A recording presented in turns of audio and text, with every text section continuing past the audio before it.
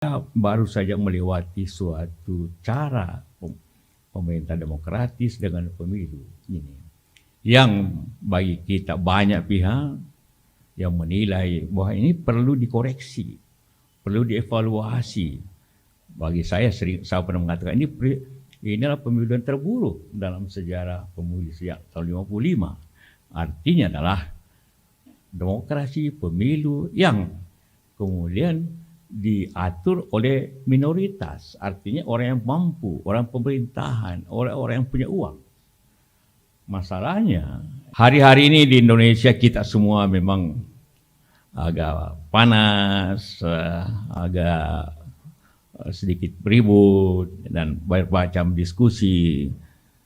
Ini kalau kita nonton di TV sudah berbulan-bulan saja masalah pemilu, sudah hampir 6 bulan barangkali, sehingga kita agak bosan sedikit juga sebenarnya. Kalau kita bicara demokrasi, bagi kita semua demokrasi adalah sistem, bukan tujuan. Sering orang menganggap demokrasi tujuan, tidak. Tujuan kita tetap masyarakat Indonesia yang adil dan makmur dengan cara pemerintahan, dengan cara falsafah demokrasi. Artinya dari rakyat untuk rakyat dan juga sistem memberikan kebebasan. Jadi proses inilah, karena dari berbagai cara pemerintahan, semua kita menganggap bahwa untuk negara yang besar ini, sistem demokrasi lah yang dapat memakmurkan masyarakatnya. Walaupun banyak juga negara tanpa sistem demokrasi yang makmur, tapi karena dia kaya. Di dekat kita ada Brunei, tidak ada demokrasi, terbatas, tapi dia makmur. Dan di Timur Tengah hampir semuanya tidak ada negara demokrasi seperti kita, tapi dia makmur. Di Singapura demokrasinya berbeda dengan kita. Oposisinya 3 orang aja, 3-4 orang dari 100 anggota DPR-nya, tapi dia membawa rakyatnya ke arah lebih baik. Jadi memang, tapi negara seperti ini tentu dibutuhkan balancing, koreksi, peringatan yang dilakukan oleh oposisi dalam bentuk berbagai cara. Tidak perlu berlawanan, karena di Indonesia tidak ada partai yang mengatakan oposisi, tidak ada. Hanya penyeimbang atau apa gitu, tidak ada bahasa oposisi. Karena itulah selalu dipakai dengan cara kegotong royongan pemerintahan.